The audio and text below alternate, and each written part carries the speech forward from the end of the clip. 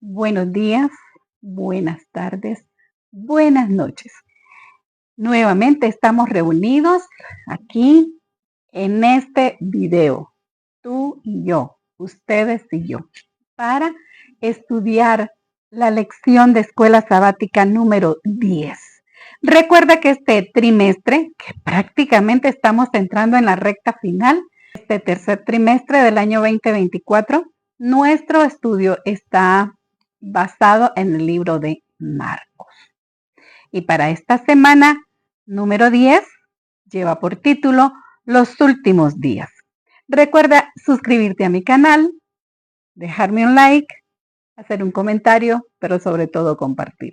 Comparte salvación. Es la palabra de Dios. Este tema de los últimos días va a estar por demás interesante. No te puedes perder de estudiar ni un solo día. Y mientras los discípulos tengan dudas y pregunten, Jesús contestará y los va a instruir. Esta semana nosotros vamos a aprender 2 lecciones maravillosas acerca de las verdades vitales que debemos conocer para practicar en nuestra vida cristiana diaria y hacer crecer esta experiencia cristiana. Y para darnos una idea de lo interesante que va a estar esta semana de estudios, miremos el texto que se encuentra en Marcos 13, 26 y 27, que dice: entonces verán al Hijo del Hombre que vendrá en las nubes con gran poder y gloria.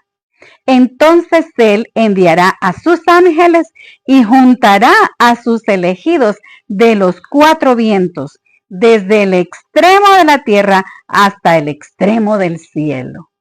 Va a juntar a todos sus escogidos. Así que bienvenido al estudio de la lección número 10 para el 7 de septiembre, los últimos días. La primera parte de la lección lleva por título 2 pequeñas monedas como ofrenda. Y sí, vamos a hablar de esa viuda. Esa viuda que Marcos en el capítulo 12, 41 al 44 narra cómo Jesús en la sinagoga dio esas 2 moneditas que dio esa viuda. Yo quiero leer para ti este texto que dice: estando Jesús sentado delante del arca de la ofrenda, miraba cómo el pueblo echaba dinero en el arca y muchos ricos echaban mucho. Y vino una viuda pobre y echó 2 blancas, o sea, un cuadrante. Entonces, llamando a sus discípulos, les dijo: de cierto os digo que esta viuda pobre echó más que todos los que han echado en el arca, porque todos han echado de lo que les sobra, pero esta de su pobreza echó todo lo que tenía, todo su sustento. ¿Recuerdas que estas semanas hemos estado diciendo que hay que dar todo por Jesús para que Jesús nos dé todo a nosotros? Y si yo te pregunto, ¿cuánto dio la viuda? Y tú me respondes, 2 blancas, 2 moneditas, estás en lo correcto, pero la respuesta no es completa. ¿Por qué? Porque dice Jesús que ella dio todo lo que tenía. Ella entregó todo lo que tenía para su subsistencia. Se quedó sin nada por darlo a Jesús y a su obra. Dar para la causa de Dios, queridos, no depende de las acciones de los dirigentes. La dirigencia del templo en aquel tiempo, cuando esa viuda echó todo lo que tenía, era una dirigencia corrupta. Pero Jesús no avaló la retención de las ofrendas. Si alguna vez hubo líderes religiosos corruptos, era en ese tiempo. ¿Recuerdas a Caifás?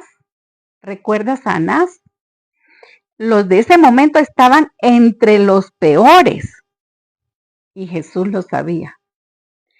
Es verdad que los líderes tienen la sagrada responsabilidad de usar recursos en armonía con la voluntad de Dios. Pero, aun si no lo hacen, quienes dan para la causa de Dios son de todos modos bendecidos en su dadivosidad, así como lo fue esta mujer. Nuestras bendiciones no dependen de la fidelidad de nuestros líderes. Nuestras bendiciones dependen de nuestra fidelidad. Por lo tanto, retener diezmos y ofrendas cuando los líderes cometen faltas significa que nuestra dadivosidad está atada a las acciones de ellos, en lugar de ser una expresión de gratitud hacia Dios. Ese proceder, queridos, es un error. Nuestras ofrendas son el fruto de la fidelidad y del amor que nosotros le tenemos a Cristo Jesús. Ese agradecimiento para Dios. Que nada se interponga, queridos, que nada se interponga para que ellas sean depositadas en el alfolí de tu iglesia. La segunda parte de nuestra lección lleva por título Una piedra sobre otra.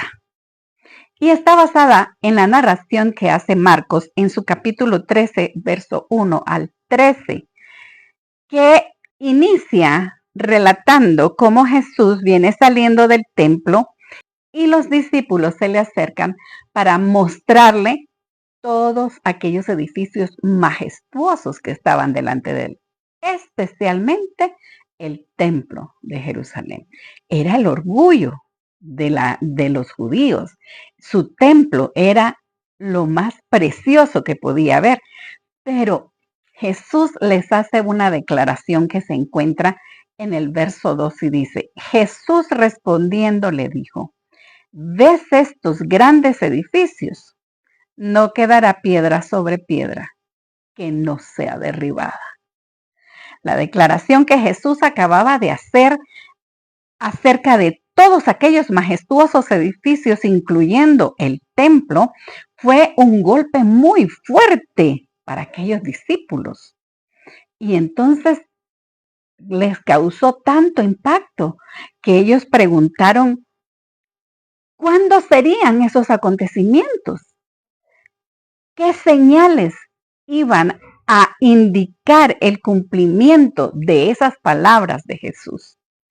El historiador Flavio Josefo destaca que el pórtico real del lado sur del complejo tenía 162 pilares de un diámetro tal que hacían falta 3 hombres con los brazos extendidos y tomándose de las manos para abarcar uno de ellos. Jesús dice que todo eso iba a ser destruido, por muy fuertes que se miraran, por muy majestuosos que fueran, iban a ser destruidos y no iba a quedar piedra sobre piedra. Una profecía tal concerniente a esta asombrosa estructura habrá sin duda sonado a aquellos discípulos que la escucharon como el fin del mundo. Si se iba a destruir el templo, que era lo más lindo en ese mundo, ellos dijeron, entonces sí es el fin del mundo. Y yo agradezco a esos discípulos de Jesús que hicieron esas preguntas para que supiéramos nosotros, los del siglo XXI, cuán cercano está el día del fin de este mundo de pecado. Personalmente, y de acuerdo a las señales que estamos viendo, creo que voy a ver a Jesús venir en gloria. Y yo espero verte allí, levantando tus brazos y diciendo, he aquí nuestro Dios, le hemos esperado y nos salvará. La tercera parte de nuestra lección lleva por título La abominación asoladora y se encuentra esta narrativa en Marcos 13, 14 al 18, donde Jesús está dando las señales que iban a suceder para que ellos estuvieran preparados y siguieran las instrucciones para salvarse de esa destrucción que se avecinaba. Cuando Jesús cita Daniel 9, 26 y 27, donde se habla acerca de la abominación desoladora o asoladora, este dato es una clara señal de la caída de Jerusalén. ¿Qué es la abominación asoladora? Muchos han querido interpretar esta parte. Muchos han dicho que es la profanación del templo por el rey griego Antíoco Epífanes en el siglo II antes de Cristo. Pero eso no podía ser cierto. ¿Por qué? Porque Jesús está citando algo que va a suceder después de su tiempo. Así que esa interpretación está totalmente fuera de lugar. Probablemente se refiera a la colocación de los estandartes paganos romanos que se pusieron en el templo de Jerusalén con el asedio que hubo a la ciudad de Jerusalén a fines del año 60 después de Cristo. Pero lo importante aquí es todas las profecías se estaban cumpliendo. El tiempo iba exactamente como estaba profetizado en aquella larga profecía de las 2300 tardes y mañanas, donde estaba profetizado hasta cuándo iba a morir el Mesías, cuándo iba a nacer, cuándo lo iban a ungir, cuándo iba a morir, todo estaba ahí. Solo me queda decirte una cosa. Los que vieron las señales de aquella caída de Jerusalén y siguieron las instrucciones de Jesús en ese acontecimiento, se salvaron. Lo mismo pasará con los que sigan las instrucciones de Jesús cuando se cumplan las señales de la destrucción de este mundo. Él nos ha dejado Mateo 24, Mateo 25, Lucas, Marcos, Juan. Hay instrucciones. Estudia, sigue, reconoce las señales, sigue las instrucciones y recuerda una cosa, Cristo es nuestra salvación. La cuarta parte de la lección lleva por título La Gran Tribulación.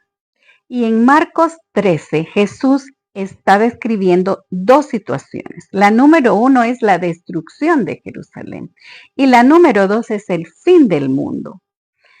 Nota que estos acontecimientos que preceden a cada uno de estos eventos se parecen, pero en el fin del mundo son demasiado fuertes.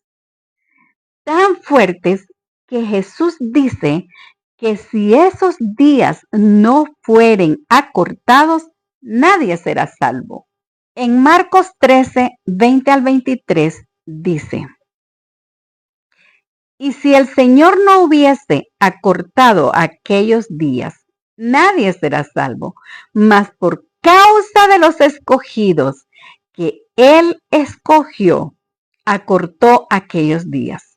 Entonces, escuchen, si alguno os dijere, mirad, aquí está Cristo, o mirad, allí está, no lo creáis. Porque se levantarán falsos cristos y falsos profetas y harán señales, prodigios, para engañar, si fuere posible, aún a los escogidos.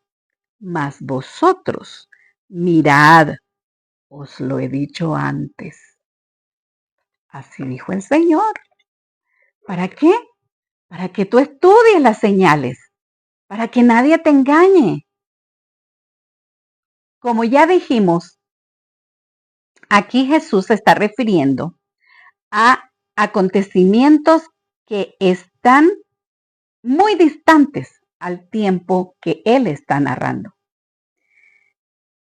Están en el futuro, pero hace un paralelismo dando una misma instrucción, tanto a los discípulos que están ahí en ese momento, como a nosotros, que estamos ahora viviendo los últimos días de este mundo de pecado. Como pueblo de Dios, nosotros sabemos que nos esperan cosas terribles, pero Dios está preparando un pueblo que pasará por este tiempo victorioso con Cristo Jesús. Y yo sigo insistiendo que espero que tú estés allí. La quinta parte de la lección lleva por título La venida del Hijo del Hombre. Y en Marcos 13, 24 al 32 se narra de la siguiente manera. Pero en aquellos días después de aquella tribulación, el sol se oscurecerá y la luna no dará su resplandor y las estrellas caerán del cielo y las potencias que están en los cielos serán conmovidas. Entonces verán al Hijo del Hombre, que vendrá en las nubes con gran poder y gloria. Y entonces enviará sus ángeles y juntará a sus escogidos de los cuatro vientos, desde el extremo de la tierra hasta el extremo del cielo. Entonces, después de aquella gran tribulación, cual nunca hubo jamás, así la describe Jesús, pero de la cual Jesús nos avisó con tiempo para que estemos preparados. Nos dio instrucciones que debemos de seguir para mantenernos salvos bajo sus alas. Y entonces podremos pasar por esa gran tribulación victoriosos. Después de eso, aparecerá nuestro libertador, nuestro Rey de Reyes, nuestro Señor de Señores, para darnos a todos sus escogidos todas aquellas cosas que Él describió como que ojo no vio, ni oído oyó, porque esas son las cosas que Él ha preparado para nosotros. Pablo, Pedro, Juan, todos ellos, el mismo Marcos, describen este maravilloso acontecimiento del cual no se sabe el día ni la hora, porque eso no es importante. Si hubiera sido importante, el Padre nos lo hubiera dado a conocer. Pero aquí lo importante es la preparación. Sí, querido, estar preparados cada día para nuestro encuentro con nuestro Salvador. Recuerda que esa preparación es obra de cada momento, todos los días. Muchas cosas perturbadoras están ocurriendo en el mundo. La gente está realmente atemorizada ante lo que se está desarrollando. Guerras, rumores de guerras, rebeliones, que un hijo mata a su mamá, que un hermano mata a su hermana por cuestiones de herencia, que ya nadie siente dolor por atacar a otro ser humano. Todo mundo ha perdido totalmente la moral como para detenerse a hacer algún daño a su semejante. Por cuanto no sabemos la hora exacta de su venida, se nos ordena que velemos. Dice la palabra del Señor, bienaventurados aquellos siervos a los cuales cuando el Señor viniere, hallare velando. Los que velan esperando la venida del Señor no aguardan en ociosa expectativa. La espera de la venida de Cristo debe inducir a los hombres a temer al Señor y sus juicios sobre los transgresores. les ha de hacer sentir cuán grande pecado es rechazar sus ofrecimientos de misericordia. Los que aguardan al Señor purifican sus almas obedeciendo la verdad. Con la vigilancia combinan el trabajo ferviente por cuanto saben que el Señor está a las puertas. ¿Y cómo saben que el Señor está a las puertas? Por las señales, queridos. Es que no podemos cerrar nuestros ojos a las señales de la segunda venida porque son clarísimas. Sí, las señales están ante nuestros ojos. No podemos negarlos. Por más que quisiéramos negarlos, no podemos. Son demasiadas señales. Y hasta el más inocente dice, pareciera que es el fin del mundo. Y es el fin del mundo. Eso se acerca. Prepárate para el encuentro con tu Señor, con tu Salvador. Él te está dando tiempo, te ha dado instrucciones. Hemos llegado al final de nuestra lección. Te espero la próxima semana, si Dios quiere. Si no, nos veremos junto al río. Que Cristo venga pronto.